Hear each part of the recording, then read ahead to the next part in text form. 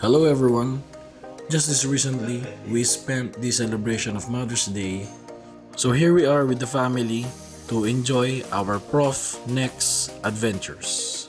So just this last Mother's Day, kami po ay bumalik sa Tagalog Fishing Village dito pa rin sa Valenzuela. Ang una kagad ninyong mapapansin dito sa Kamayan sa Palapat ay ang mala ancestral house team nila na may makikita kayong lumang bahay na kaipaya na sa probinsya. Personally, ang pakiramdam ko dito sa lugar na to, it was as if nandun ako sa bahay ng lola ko dati, kaya it's really very nostalgic.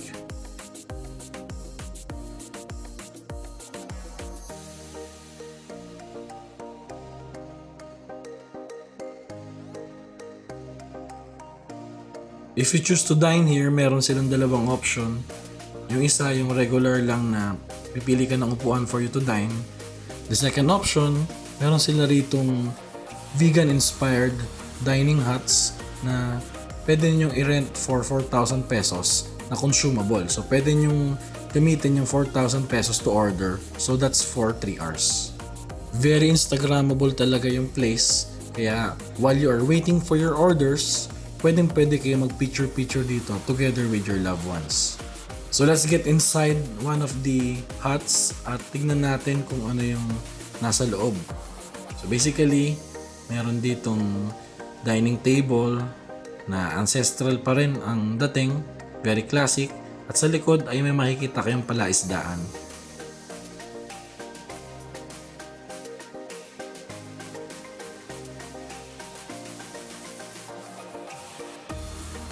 Maaga kami pumunta rito, so around 5 o'clock. So, wala pa masyadong tao, kaya nasolo namin itong mga spots nila kung saan maganda mag-take ng pictures.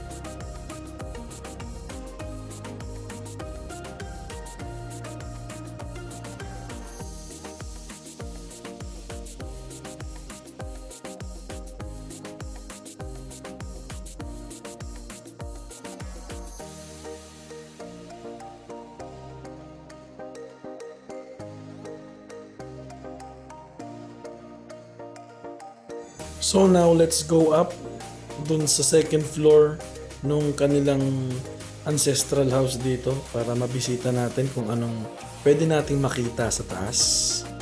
So syempre, very Instagrammable, napaka-cozy ng place.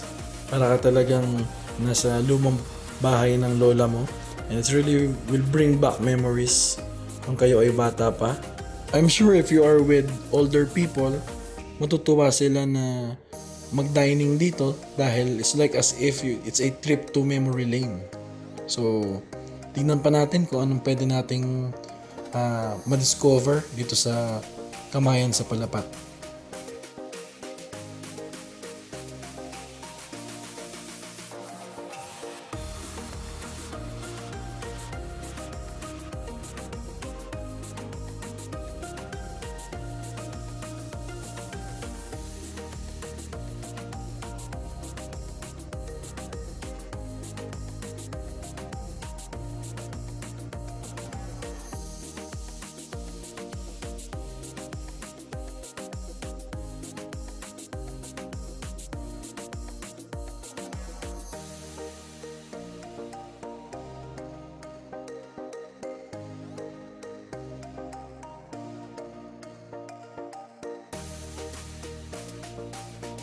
So, our orders have arrived at kami ay magda-dining na sa nakakatakam at napakasarap na mga food nila rito. Yung prices nila rito are affordable naman. I think yung consumable na 4,000 pesos na may exclusive use of the kubo at syempre meron ka pang mga different choices of food, masusulit talaga at may enjoy ng family mo yung time at yung pagkain dito.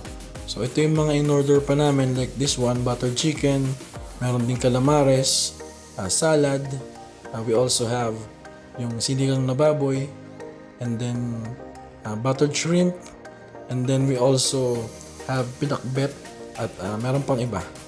Kaya I would highly recommend, if marami naman kayo, mas maganda na kunin ninyo yung offer na consumable doon sa kubo. Sa lasa ng pagkain, masasabi ko masarap talaga siya. So mahusay yung tagapagluto nila rito dahil it will really catch the essence of eating food na parang niluto sa province. So it's dinner time. Tara, kain tayo. After enjoying our dinner, sumapit naman na yung gabi at lalong gumanda yung place. This means it's another round of taking pictures and making memories. This is once again your Prof Next Door, and I will see you on our Prof Next Adventures.